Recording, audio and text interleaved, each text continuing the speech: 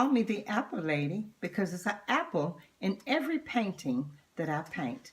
I'm a folk artist and storyteller and author. As a storyteller, the stories I tell is whimsical stories that take you to a very good place. I don't tell African stories because I've never been to Africa. I know that's my heritage, but I have very few African stories to tell. I don't tell slave stories. I haven't experienced being a slave, but I've met children that parents was a slave, which was my grandparents. So therefore, I have some stories that has been passed down from them. But most of my stories I tell consist of rural Mississippi, Arkansas, North Carolina, the places I've been, the things I've seen.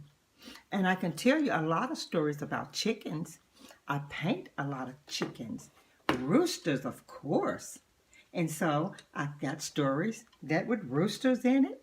I got stories that also have goats. I can tell you stories about goats. I can tell you stories about chickens, all the chickens that cluck, cluck, clucks. I can tell you rural stories about farms and old churches down rocky roads in rural Mississippi and Arkansas. And I paint them because these are the things that I know, and I have pleasant dreams and pleasant hopes and pleasant memories. So, knowing that about me, let's get started telling a story. This story is about a little girl and a little boy. One day they was walking down the street and they saw their school teacher. She always come to school with an apple. And they said, there goes the teacher. And she's eating an apple. She's always eating an apple. So there she was eating the apple. And as she ate the apple and she would get to school, she would set the little cob right up on her desk. And that was just something she did every day. On her way to school, she would stop by the little market and she would get an apple. Everyone knew it. But this particular day, the little boy saw her get the apple, and she walked into the store and she walked back out. She walked into the store and she walked back out. Then he saw her put it in her pocket, and he was like, did she not pay for it?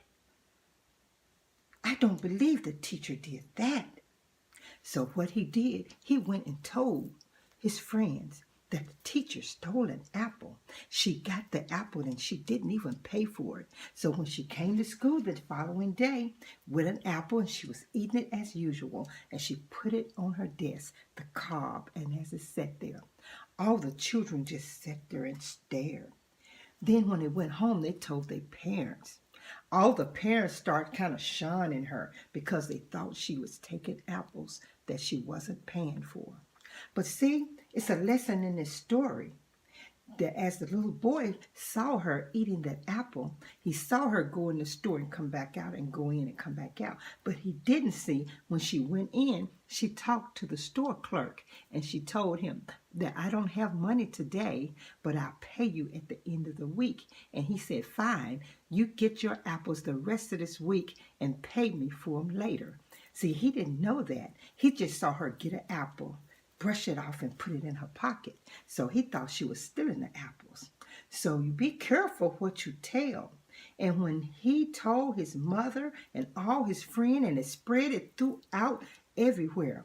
It's just like children now going on Facebook, putting things that they think they seen, and then they go everywhere.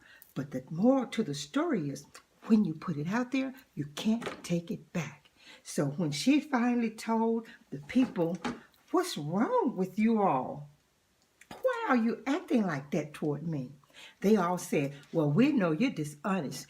You take apples that you don't pay for. We know my son saw you, and he's an honest little boy. He would not say something about his teacher. He always was so loving to you. So why would he tell a lie on you? And she looked at him and she said, you're right. He's an honest little boy. I've always liked him because I can know he's honest and fair. But he didn't see the whole story. He only saw part of it. When I went in the store and came back out and went back in, I talked to the store clerk and I told him that I didn't have money to pay the rest of this week. And he said, well, get to Apple's anyway and pay at the end of the week. So that's exactly what I've done. The little boy just mouth flew open and was shocked. He was very shocked that he had told a story that he could not take back. And everybody had put it out there, and everybody thought that she was a thief. It's just like you taking up a grain of sand and throwing it into the air. And when it blows everywhere, you cannot take the sand back. There's no way. So the little boy went around telling everybody, I'm sorry, my teacher didn't steal that apple. She didn't take that apple. It was a mistake. He told people and he told people. He tried to get it undone, but I want you to know, when you put it out there, you can't take it back. So let that be a lesson to you from the Apple Lady. From my mouth to your ears, I'll tell you another story.